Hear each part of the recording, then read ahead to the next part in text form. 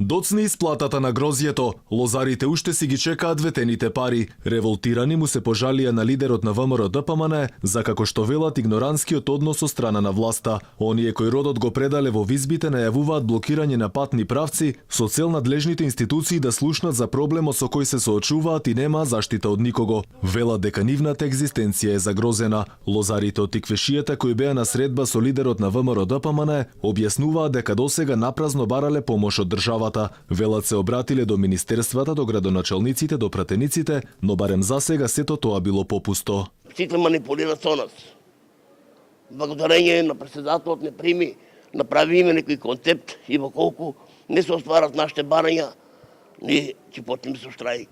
Лозарите се надеваат на добра година за лозарството, но ако и натаму продолжи како што велат игноранскиот однос од страна на власта, овој сектор ќе се соочи со сериозни последици. Лидерот на опозицијата рече дека крајно време било власта да остане на зборот и да го исполни она што им го ветила на земјоделците, а особено на лозарите кои изминатиот период мака мачат со откупот на грозје. Сето она кое што беше ветувано, гледаме дека денеска не е исполнето, ниту пак е блиску до исполнување и ние апелираме да покрај сите овие шарени лаги во минатото, владата на СДСМ и Зоран Заев, вклучително и на оној министер кој што се труди на дневна основа да му се допадне на неговиот предпоставен премиер Зоран Заев, да почне покрај тоа што ветува, сега и да ги исполнува тие ветувања пред овие луѓе, бидејќи навистина станува збор за луѓе кои што макотрпно работат и ја заслужуваат наградата за онаа скромна награда за својата макотрпна работа.